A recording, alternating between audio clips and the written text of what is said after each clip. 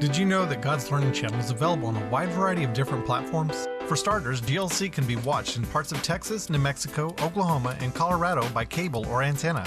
GLC is also available to watch on our Galaxy 19 direct-to-home satellite equipment throughout North America with no subscription fees. Great for viewers in rural areas with no internet connection. Our free broadcast and program archives are available via 24/7 web streaming on our website at glctv.tv.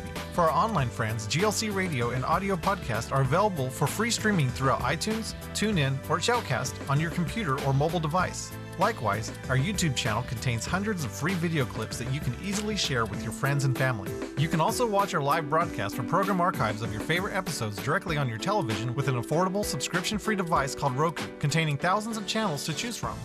We urge our viewers to take advantage of these various ways to watch or listen to GLC, and we ask that you spread the word to your friends and family. We can't continue to grow without your help.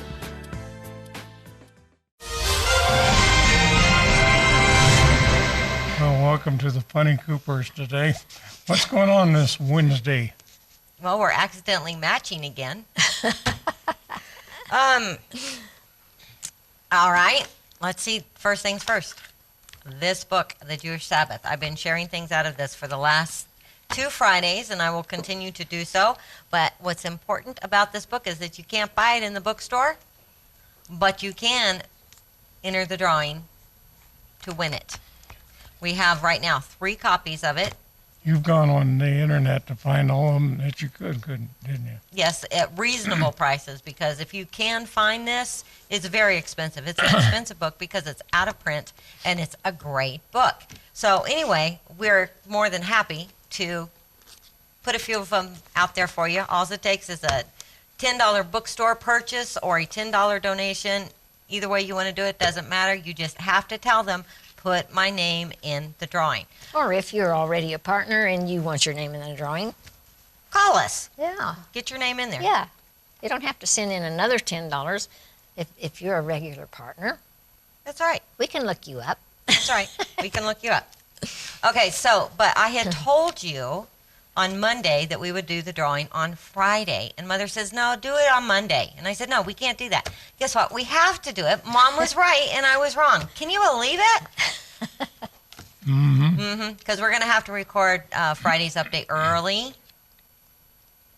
So. Okay. Now, because of that, though, it gives more people more opportunity to get their name into the drawing. Well, now, once your name is in there, if your name is not chosen, your name stays in there. Okay. Okay? So if you get your name in there today, it's in there for every drawing until you win it. Or until they're all gone. Until they're all gone. That's right. I thought we were going to do this like they do that big $1 billion Lottery. Start Start all over again. Nope. Okay. Buy another ticket. All right. You want to read your letter? Yes, please. Dear Al, Tommy, and Amy, thank you for staying steadfast for the Lord all these years. Though a lot of them have been very trying, may the Lord bless you. And that comes from Mr. and Mrs. Smith from Abilene, Texas. You know, all these years they've been trying, but I have a feeling that anybody who's following after the Lord, they've been trying for you as well. They have. Because I tell you what, conforming to His image is not an easy thing, and it is kind of painful. But you know what He'll do? Whatever He needs to do. To get your attention. Yes. So that in His mercy, when we call out, Abba, Father, I've sinned against you, He can forgive us. He does. Because that's His game plan. That's right. So, yep. I was telling Amy, my devotional today is more an admonition than a devotional. Uh-oh. And I hope you'll listen. And it's by Daniel Rindelman, a devotion from Truth for Today. James 1:16 commands believers to be careful when laying a foundation of beliefs. It says plainly, do not be deceived, my dear brothers. Deception is a dangerous tool used by the enemy to block a believer from fully understanding the scope of the Word. Deception will separate the Bible, into 2 books, the Old Testament and the New Testament.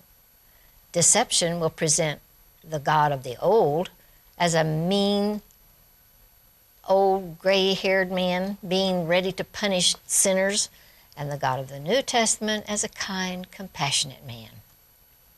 Deception will lead people down the path of manipulation, condemnation, and intimidation disguised as grace. And deception will cause a well-built building to fall. For the believer, it's more important to do things right than it is to do the right things. This means that you should search out your own beliefs and prove them according to the Torah. If what you believe doesn't line up with the teachings of Moses, then your foundation has some major faults.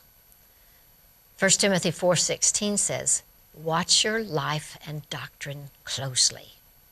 Persevere in them, because if you do, you will save both yourself and your hearers."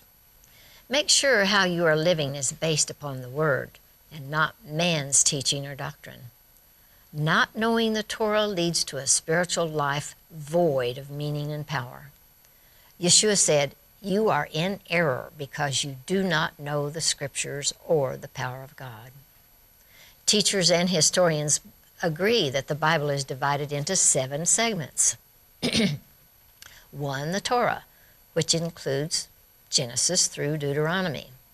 Number 2, the prophets, which includes Joshua, Judges, Samuel, Kings, Isaiah, Jeremiah, Ezekiel, and the 12 minor prophets. Number 3 are the writings, which are all the other books. And then there's the Gospels, Matthew through John. And 5, the Acts of the Apostle. And 6, the letters, which are Romans through Jude. And then 7, the Apocalypse, the book of Revelation. Notice that this list begins with Torah. So obviously the Torah should be the starting place for all believers. Also notice that the Torah lays the blueprint for obedience and worship, while all the other portions of the Scripture simply magnify, elaborate on, and explain the Torah. The Bible is all about the Torah. The rest is just commentary. You know, listeners, that replacement theology, that's what does away with the Torah. That's what does away with Torah. That's right. You know, if you ever question if the God of the Old Testament was this merciless, mean God, and he was not the God of grace and compassion, I urge you to read the books of Kings, 1 Kings, 2 Kings, because it's talking about all the kings of Israel, the kings of Judah as well, and how, you know what, they could do some pretty abominable things. They could lead the entire population into worshiping, literally worshiping other gods and doing all kinds of horrible things. And then, boy, God would start unleashing against them, and he'd send a prophet to tell them. And if they repented, just like that, 9 times out of 10, God turned around. But it really depended upon the circumstance and that king and that king's heart. Mm-hmm. Sure did. Because he always allows the tough stuff to get our attention. He does. But he saved them many times, and he withheld punishment many, many times. Mm-hmm. He sure did. You know, they say that King David did not get to build the temple because he was a man of bloodshed. Mm-hmm. And I have been grappling with wondering, is that like because he killed Goliath? I don't think so. It might be, maybe. Well, he was a man of war. He was a man of war. But was it because he allowed Uriah the Hittite to die because he wanted Bathsheba? And did you know that Uriah the Hittite was one of the top 30 of David's fighters? Mm-hmm. Yeah. He really betrayed him. He really betrayed him, and you know, he paid a high price for it. He did. He lost a son. Yep. Because of it. Okay, so this first article comes from JNS, which is the Jewish News Service, and Gatestone Institute. When a 1,400-year-old Iraqi Christian monastery was destroyed by the Islamic State, most of the world condemned the demolition, except for Colonel Steve Warren, the official spokesman for the U.S. military's Operation Inherent Resolve, which is the U.S. military's fight against ISIS. In an interview with Colonel Warren, CNN's Wolf Blitzer asked him, "Thousands of Iraqi Christians have been killed. Hundreds of thousands have been forced to flee. There is legitimate fear there in Baghdad that the long history of Christians living peacefully, productively in Iraq is coming to an end. How worried should we be about the Christian community in Iraq?" To which Colonel Warren responded, "Wolf, ISIS doesn't care if you're a Christian. We've seen no specific evidence of a specific targeting toward Christians." Except that roughly 2/3 of Iraq's 1.5 million Christian citizens have been killed or forced to flee the country by ISIS and its jihadi predecessors over the past decade. This has nothing to do with their religious identity. In Iraq and elsewhere, everywhere else it has conquered, ISIS has at a minimum rigorously enforced on pain of death Islam's Dhimmi laws, which require Christians to pay extortion money, which is jizya, for protection, and agree to live by a set of degrading rules. But often, ISIS fighters skip these formalities and simply torture to death Christians who refuse to convert to Islam. ISIS then releases the footage online for propaganda purposes. Most notable are 2 videotaped mass executions of 21 Egyptian Christians and 30 Ethiopian Christians in Libya last spring. But there have been many lesser-known instances. When in 2014, a group of Iraqi Christian children refused to renounce Christ and said, "No, we love Jesus," ISIS decapitated them and mangled their bodies. And then there was Aleppo, Syria, where ISIS tortured, mutilated, publicly raped, beheaded, and crucified 12 Christians for refusing to convert just last summer. Escaped eyewitnesses have reported that ISIS places Iraqi and Syrian Christians in cages or coffins and sets them on fire. ISIS kidnaps Christians and demands ransom payments for their release. It forces female captives into sexual slavery. ISIS has also sent operatives disguised as refugees into UN refugee camps in Jordan to kidnap young Christian girls to sell or use as slaves. One 12-year-old raped by an Islamic State fighter was told that what he was about to do was not a sin because she practiced a religion other than Islam. This is the Islamic State's response to worshiping a god other than Allah. Last summer, ISIS set fire to an 1,800-year-old church in Mosul, Iraq, and bulldozed a 1,600-year-old monastery in Homs, Syria. Most recently, the oldest Christian monastery in Iraq, St. Elijah's, was reduced to a field of rubble. St. Elijah's Monastery had stood as a place of worship for 1,400 years.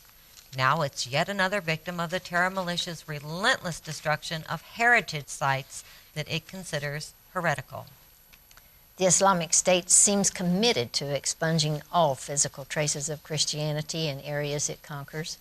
It's demolished dozens of ancient churches. Up to 400 churches have been destroyed during the war in Syria alone, not to mention countless crucifixes, statues, graves, and other relics. The Islamic State has ordered the University of Mosul to burn all books written by Christians and decreed that the names be changed of all Christian schools in Mosul and the Nineveh Plain. Some schools have been there since the 1700s. In short, Christians are absolutely experiencing specific targeting by the Islamic State. Yes, ISIS also kills Muslims who get in its way, but only non-Muslims, chief among them Christians, are enslaved, raped, and sometimes forced to convert to Islam on pain of death. And while Islamic law, that would be Sharia law, legitimizes the killing, enslavement, and rape of non-Muslims, it prohibits treating fellow Muslims that way unless they are deemed excommunicated or apostates. Few informed observers dispute that the Iraqi Christian community is severely threatened by ISIS. According to the Simone Schott Center for the Prevention of Genocide at the U.S. Holocaust Memorial, ISIS persecution of Christians fits the definition of ethnic cleansing. David Saperstein, the U.S. Ambassador at Large for Religious Freedom, also acknowledges that it is primarily Christians being persecuted for their faith in Iraq.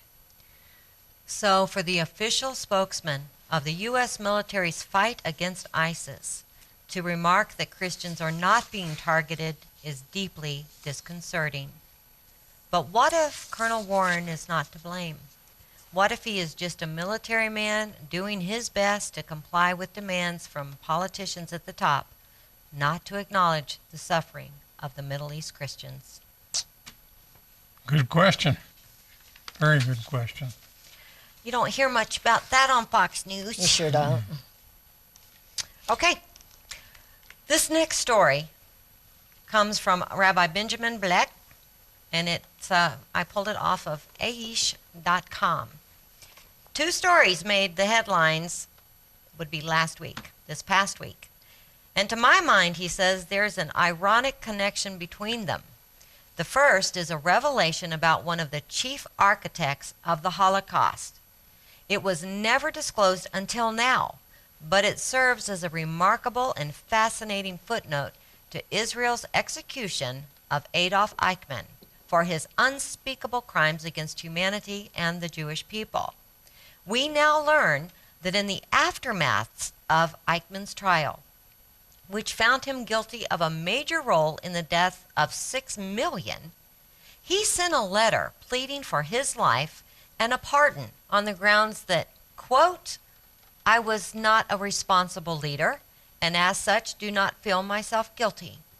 He was only, as he went on to say, acting under orders, the very same justification used by his co-defendants at the Nuremberg trials.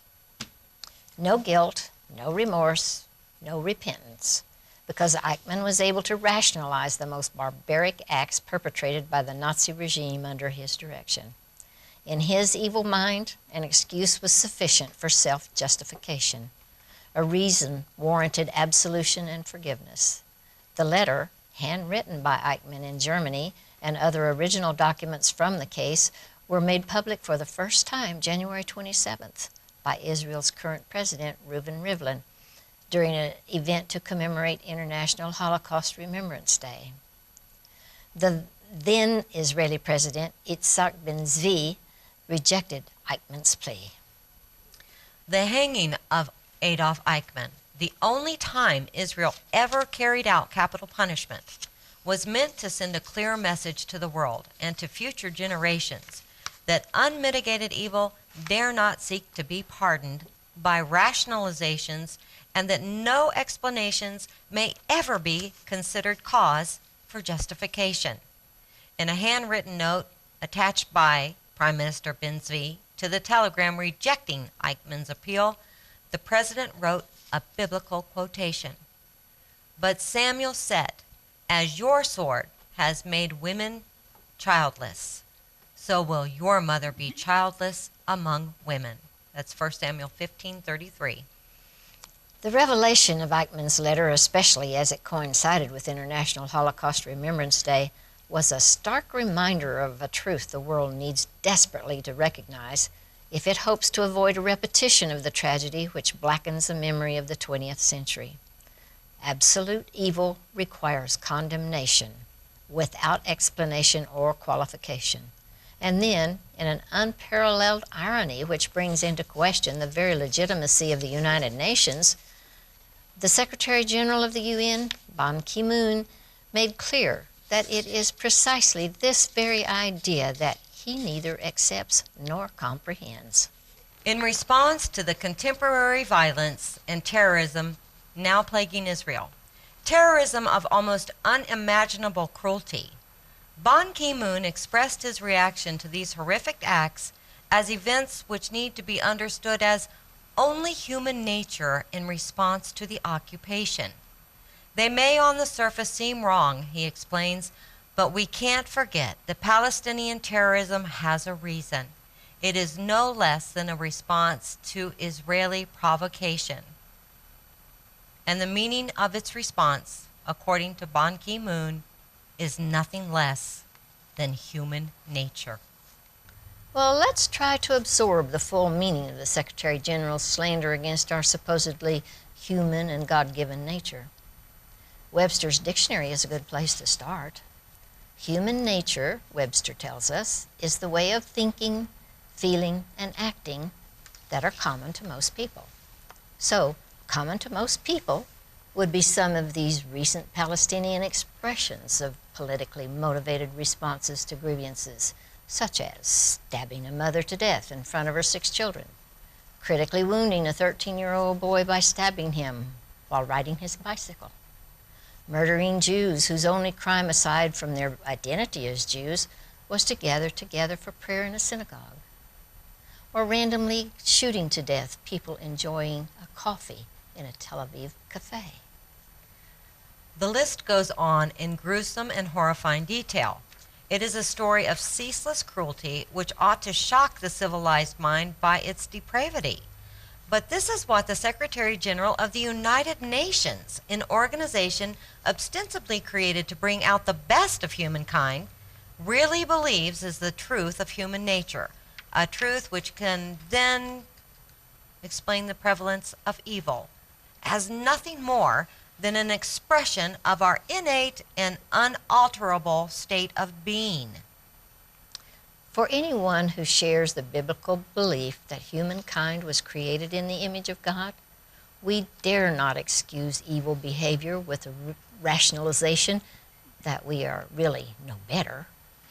Human nature at its source is rooted in our spiritual essence. Our souls seek to do good. True free will allows the possibility of evil, but it can only sicken us when we see how people pervert their spiritual essence and ignore their divinely granted real human nature. The Holocaust was made possible by people who felt their evil could be excused, that their crimes could be justified. How sad that 70 years later, the spokesman for the nations of the world repeats the same canard, camouflaged only by slightly different verbiage. It would be tragic if we didn't react with well-deserved outrage at the suggestion that by our human nature we could readily commit cruel acts of violence and murder, because a world which agrees with that obscene proposition would be but a step away from making it a reality. Wow. This next article is a very interesting article from Gatestone Institute. After Palestinian leader Mahmoud Abbas threatened yet again that he would end security coordination with Israel, not only has he not ended it, but luckily for him, as it turned out, it's now stronger than ever. The Israelis, it seems, exposed 2 separate Hamas networks in the West Bank, both of them planning a mass casualty attack on Israel and the destruction of the rule of Mahmoud Abbas.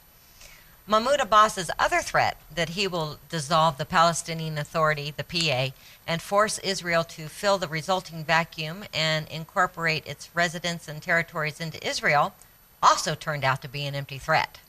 Both the Israelis and the Palestinians know that if the Palestinian Authority falls, the best case scenario is that Hamas takes over the West Bank, and the worst case scenario is a welcome mat for ISIS. The West Bank will either turn into an Islamic emirate, like the Gaza Strip, or another ISIS province. In both cases, whatever achievements the Palestinian Authority has made will be gone forever. The entire Palestinian National Consensus Government, including Mahmoud Abbas and his cronies, will be executed before the day is out, and all the property they have amassed, which is a lot over the years, will be distributed as spoils to the victor. Wow. Mahmoud Abbas is fully aware that the last thing the West wants is yet another Islamic emirate. Many inhabitants of the West Bank are also fearful of falling victim to the Islamic religious fanatics who will set them 1,400 years back. Distressingly, as Hamas's power increases, the Palestinian Authority and its security services are gradually losing their control of the West Bank. In addition, the rumors that Mahmoud Abbas is ailing and on his way out only serve to accelerate the collapse of the PA.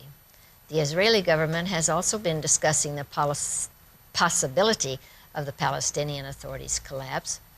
We can hardly blame the Israelis for preparing themselves when it is we, the Palestinians, who are telling them this. In reality, Mahmoud Abbas has been trying to signal that the rumors of his leaving the political stage, illness and a reported hospitalization in Jordan, and the collapse of the Palestinian Authority were premature. Mahmoud Abbas wants the regional and international media to know he will remain president and that the PA will remain standing even if soldiers invade it, as he said. According to Mahmoud Abbas, the very fact of the PA's existence is an achievement for the Palestinian people. It is clear now that the Palestinian threats were baseless. Now even the Israelis don't have to worry about the empty threats of U.S. Secretary of State John Kerry, who is trying to force the Israelis to give up their security demands.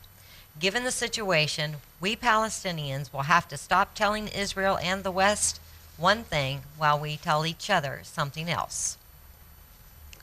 The wordplay, sophistry, and anti-Israel incitement of Mahmoud Abbas continue, even as we watch Hamas establish hostile cell after hostile cell in the West Bank. Mahmoud Abbas claimed yet again that security coordination with Israel might end because we cannot continue to be bound by these agreements. The status quo cannot continue, he says. But if he makes good on his threats, he will probably be dead or exiled by Hamas within 24 hours. Worse, he's creating the situation in which no one takes either the Palestinians' threat or their claims of wanting peace seriously.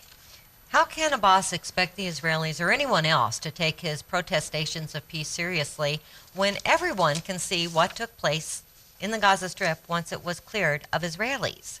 It is a petri dish for terrorist groups such as Hamas, Islamic Jihad, ISIS, and now Iran's al-Sabarin, the patient ones. How can anyone take Abbas's protestations of peace seriously when he calls the knife stabbers, shooters, and car rammers peaceful demonstrators? He embarrasses us. How can anyone believe a Palestinian leader who gives a speech about peace and praises the Palestinian martyrs killed while trying to murder Jewish grandmothers and storekeepers, sends wishes for a speedy recovery to wounded attackers, and praises and glorifies Palestinian murderers? Sadly, Mahmoud Abbas is still living in a dream world. He remembers the Arab countries that were unconditionally willing to sign peace treaties with Israel and the so-called Saudi initiative. In his bubble, he does not want to know that Israel is now the last thing on their minds. The Arab and Muslim countries, as they have always done, only invoke the Palestinians to relieve internal pressure exerted by their civilians. Abbas may not realize that Syria is essentially a thing of the past.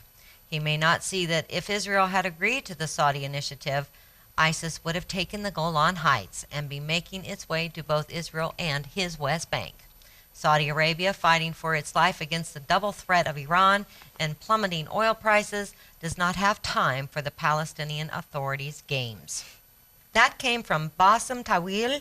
He's a scholar based in the Middle East. Yes. That's why he kept saying Palestinian. Yeah. Palestinian. So what did you want to tell everybody at the close? Well, I've been looking at all the statistics of our conversion. Our conversion is about 80% done, but it looks like it's only 10% by the way you're donating. So pray for us, pray for the peace of Jerusalem, and we'll see you on Friday.